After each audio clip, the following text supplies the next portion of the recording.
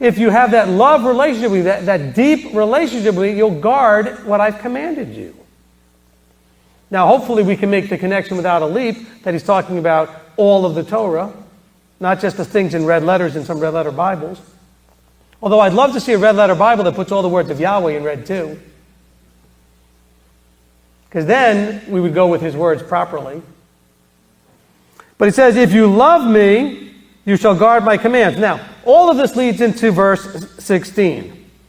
If you do these things, if you love me, if you guard my commands, if you're doing what's honoring to the Father, if you're doing these greater works, if you're walking in the way and the truth and the life, if you're following me, which I'm preparing a place for you, if you follow me, if you're doing all these things, then, verse 16, I shall ask the Father, and he shall give you another helper to stay with you forever.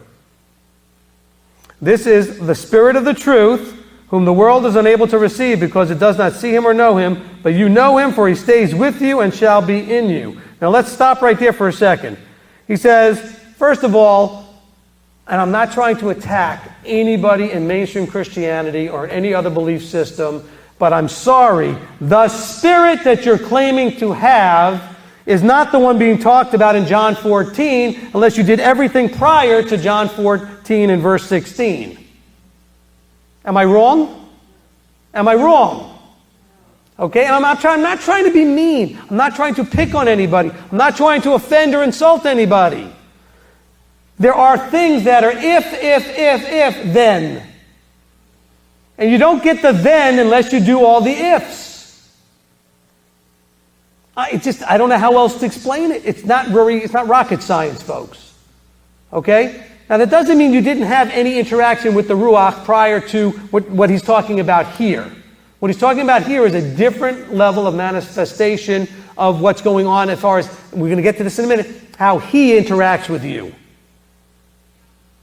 How he interacts with you. This is all about him interacting with you. He's talking about himself. He's the way, he's the truth, he's the life. Everything about this is about understanding him and your relationship with him. Now listen to how this plays out. He's going to give you the Spirit of truth.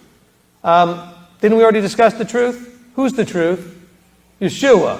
What is the truth? The Torah, the Word. I'm going to give you the Spirit of the Word, of the Torah, of Yeshua. Now, in case that's not clear enough, look what it says here. Very interesting, verse 17. Whom the world is unable to receive. So the world is unable to receive this Spirit of truth. Why? Because it does not see him or know him. Okay, so it doesn't see him or know him, but you know him. He's saying you already know him.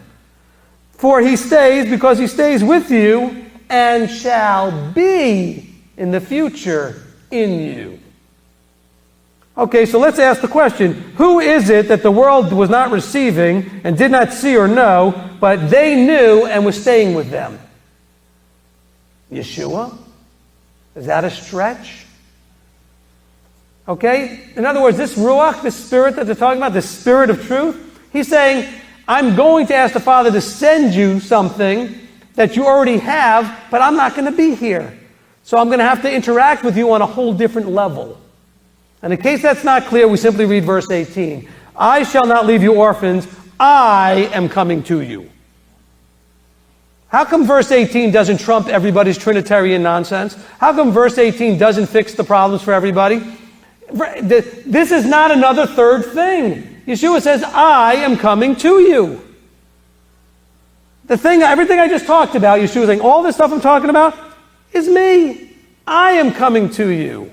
But I'm not going to be in the flesh anymore.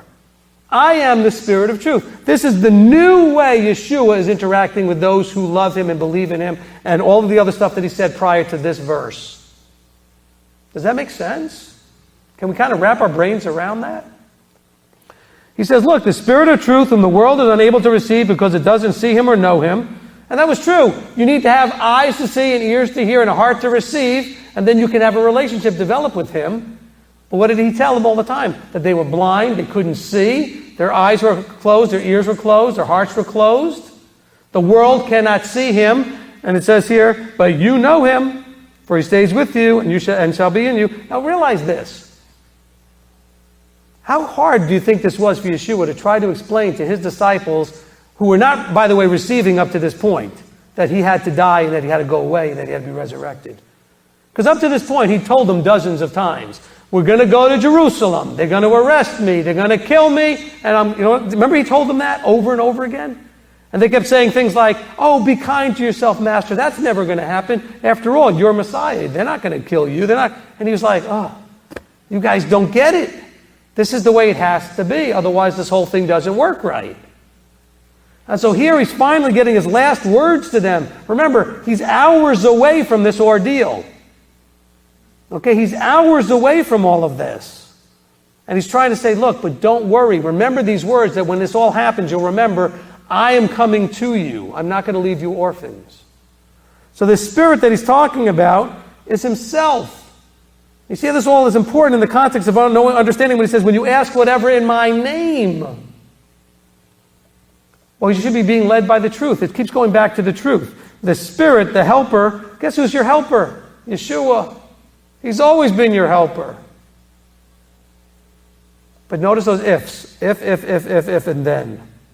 He says, I'm not going to leave you orphans, I'm coming to you. Look at verse 19. Yet a little while, and the world no longer sees me, and you shall see me. But you shall see me because I live, and you shall live. And that day you shall know that I am in my Father, and you in me, and I in you. Through what? The Spirit of truth. He who possesses my commands and guards them, it is he who loves me. Doesn't that go back to 1 John also? Those who say they know him and don't keep the commands are liars. Because after all, how could you say you love someone you don't know him? And so he says, look, if you love me, guard my commands. He says, look, he who possesses my commands and guards them is he who loves me. It's not he who possesses my commands and plays with them. He who possesses my commands and does them occasionally. It's he who guards them loves me. He who guards them, it is he who loves me. And he who loves me shall be loved by my Father. So loving Yeshua is loving the truth, is loving the Word, is loving the Torah, is loving the light. Do you see how this plays out? And if you do that, you'll be loved by his Father, by the Father. It says, if you love me that way, you shall be loved by my Father also. And I shall love him and shall manifest myself to him. Then Yeshua will manifest and reveal himself to you. Ooh. He says he'll do that after you do all these other things. Not first. Christianity tries to flip it upside down. He manifests to you first, and then other things come and happen. No. He says, if you do all of these things, then I will start to manifest myself to you. That's hopefully what you guys have been experiencing through these teachings, where the more you're understanding the Word, the more he's manifesting himself to you. And you're understanding the fullness of who and what he is. See, it was a very surface level before. But now he's manifesting himself to you.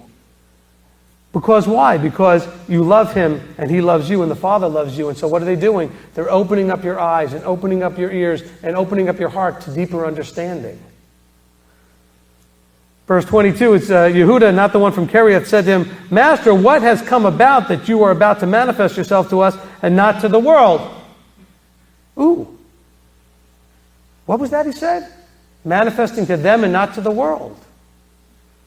Yeshua is not manifesting himself to the world. He's manifesting himself to those who believe. Those whose eyes are open and ears are open. Whose hearts are ready to receive. He'll manifest himself to the world when he returns. It won't be very pretty either. He's coming with a rod of iron, not a tickle feather. Okay? And so he's coming, and then he'll manifest. All eyes will see him coming. He's going to manifest himself to the world at that point. So Judah, not Iscariot, says, Master, what has come about that you are about to manifest yourself to us and not the world? They still weren't getting it. And he answers and said, if anyone loves me, he shall guard my word, my Torah, my truth, and my Father shall love him, and we shall come to him and make our stay with him. Those are the ones that are getting it, that are getting in, that are going to build a relationship, that are becoming the type of person that the Father wants to live with forever. That's what he's saying. He says, those are the people, the ones who love me and guard my word are the ones the Father shall love and want to spend time with, and we're going to stay with that person. We're going to want to stay with them forever. He who does not love me does not guard my words, and the word which you hear is not mine, but of the Father who sent me. He's saying, look, if you're not guarding my word, you don't love me. And by the way, if you don't love me and are not guarding my word, he says, the word which you hear is not mine. He says, but of the Father. He says, so you're not rejecting me, he's saying you're rejecting the Father. Do you understand that? Rejecting the word is not really rejecting Yeshua. Yeshua says, you're not hurting me. You're shamefully behaving before the Father. You're dishonoring the Father. He says, he who does not love me, again, verse 24, does not guard my words, and the word which you hear is not mine, but of the Father who sent me. These words I've spoken to you while still with you. But the Helper, the set-apart Spirit, whom the Father shall send in my authority, he shall teach you all and remind you of all that I have said. This is him trying to communicate. This is how I will continue to communicate with you. I've been communicating with you in person, panim al panim, face to face, and in the future I will not be doing it that way. I'll be doing it through this thing known as the Spirit of Truth. Okay, Ruach Emet, the Spirit of Truth. And so here he has this verse. He goes, look, and the Spirit is going to do what? Teach you all and remind you of what? Everything that I have said to you. Now guess what? The Spirit can't remind you of anything unless you put it in there in the first place. We weren't there when Yeshua was speaking, so how do we get to know what he said? We get to read it. We get to read it, so we have to go and read it so that we'll know what he said. And he says here again, in verse 27, he goes, peace I leave to you, my peace I give to you. I do not give to you as the world gives. Do not let your heart be troubled, neither let it be afraid. You heard that I said to you, I am going away and I am coming to you. If you did love me, you would have rejoiced that I said I am going to the Father, for my Father is greater than I. Does that settle it anyway, by the way, for everybody? Are Yeshua and the Father equal? Yeshua, did he think so? No. He says, my Father is greater than I. Greater in what? Authority. He says, my Father is greater than I. He says, in other words, you were all excited about me and what I could do for you and my authority and the blessings that I bring and the healings and the miracles. He says, that's nothing. He says, I'm going to my Father, so don't be afraid that I'm leaving. You're going to be getting now the Father's blessings. My Father's greater than I. He says, get more excited about that. He says, and now I have told you before it takes place that when it takes place, you shall believe. I shall no longer talk much with you, for the ruler of this world is coming, and he possesses none at all in me. But in order for the world to know that I love the Father, and that as the Father commanded me, so I am doing, rise up and let us go from here.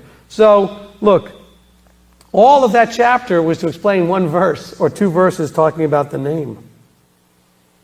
When he talks about authority, okay, it has to do with reputation and authority. And he says, look, understand this in John 14, all of this is trying to lead to, all of this is trying to get us to the place where we understand that it's still Yeshua helping us.